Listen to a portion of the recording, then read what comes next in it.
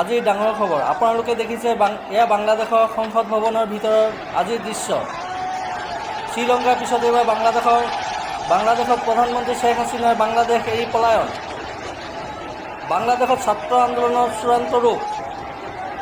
বাংলাদেশৰ প্ৰধানমন্ত্ৰী শ্বেখ হাছিনা ভনীক লগত লৈ বাংলাদেশ এৰি পলায়ন কৰিবলৈ বাধ্য হয়।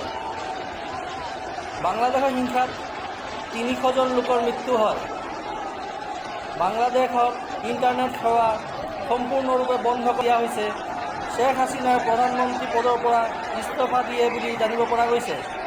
শ্বেখ হাছিনা বৰ্তমান ভাৰতৰ হিন্দন এয়াৰবেছত লেণ্ড কৰিছে।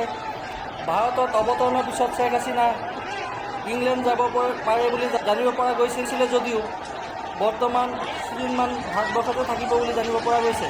বাংলাদেশ সেনা শাসন দিয়া হৈছে আৰু সেনাই নতুন চৰকাৰ গঠন কৰিব। বাংলাদেশৰ ৰাষ্ট্ৰপিতা শ্বেখ মুজিবুৰ ৰহমানৰ মূৰ্তি ভাঙি দিয়া হৈছে। বাংলাদেশত ভাৰী হিংসা, ৫ লাখ ৰাস্তাত ওলাই আহে। প্ৰতিবাদকাৰীসকলে শ্বেখ হাছিনাৰ বাসগৃহত সোমাই বিক্ষোভ প্ৰদৰ্শন কৰে।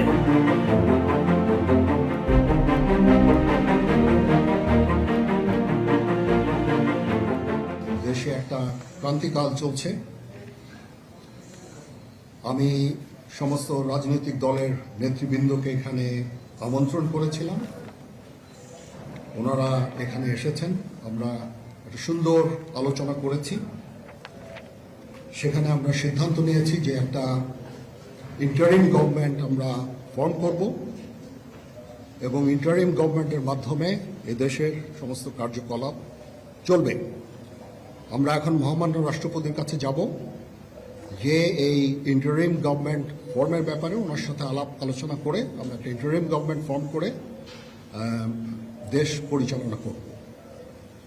যে দেশে একটা ক্রান্তিকাল চলছে।